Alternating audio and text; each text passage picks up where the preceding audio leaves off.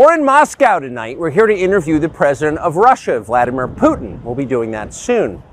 There are risks to conducting an interview like this, obviously, so we thought about it carefully over many months. Here's why we're doing it. First, because it's our job. We're in journalism. Our duty is to inform people. 2 years into a war that's reshaping the entire world, most Americans are not informed. They have no real idea what's happening in this region, here in Russia or 600 miles away in Ukraine. But they should know. They're paying for much of it in ways they might not fully yet perceive. The war in Ukraine is a human disaster. It's left hundreds of thousands of people dead, an entire generation of young Ukrainians, and it's depopulated the largest country in Europe. But the long-term effects are even more profound. This war has utterly reshaped the global military and trade alliances, and the sanctions that followed have as well. And in total, they have upended the world economy. The post-World War II economic order, the system that guaranteed prosperity in the West for more than 80 years, is coming apart very fast, and along with it, the dominance of the US dollar. These are not small changes. They are history-altering developments. They will define the lives of our grandchildren. Most of the world understands this perfectly well. They can see it. Ask anyone in Asia or the Middle East what the future looks like. And yet the populations of the English-speaking countries seem mostly unaware.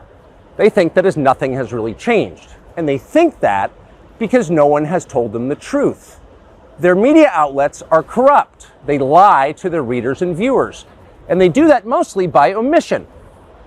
For example, since the day the war in Ukraine began, American media outlets have spoken to scores of people from Ukraine, and they have done scores of interviews with Ukrainian President Zelensky. We ourselves have put in a request for an interview with Zelensky, and we hope he accepts. But the interviews he's already done in the United States are not traditional interviews. They are fawning pep sessions specifically designed to amplify Zelensky's demand that the U.S. enter more deeply into a war in Eastern Europe and pay for it. That is not journalism. It is government propaganda. Propaganda of the ugliest kind, the kind that kills people. At the same time, our politicians and media outlets have been doing this, promoting a foreign leader like he's a new consumer brand. Not a single Western journalist has bothered to interview the president of the other country involved in this conflict, Vladimir Putin. Most Americans have no idea why Putin invaded Ukraine or what his goals are now. They've never heard his voice. That's wrong. Americans have a right to know all they can about a war they're implicated in, and we have the right to tell them about it because we are Americans too. Freedom of speech is our birthright. We were born with the right to say what we believe. That right cannot be taken away no matter who is in the White House. But they're trying anyway. Almost 3 years ago, the Biden administration illegally spied on our text messages and then leaked the contents to their servants in the news media. They did this in order to stop a Putin interview that we were planning. Last month, we're pretty certain they did exactly the same thing once again, but this time we came to Moscow anyway. We are not here because we love Vladimir Putin. We are here because we love the United States, and we want it to remain prosperous and free. We paid for this trip ourselves. We took no money from any government or group, nor are we charging people to see the interview. It is not behind a paywall. Anyone can watch the entire thing, shot live to tape and unedited, on our website, tuckercarlson.com.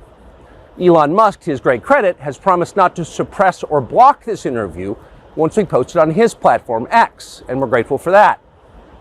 Western governments, by contrast, will certainly do their best to censor this video on other less principled platforms because that's what they do. They are afraid of information they can't control. But you have no reason to be afraid of it. We are not encouraging you to agree with what Putin may say in this interview. But we are urging you to watch it. You should know as much as you can. And then, like a free citizen and not a slave, you can decide for yourself. Thanks.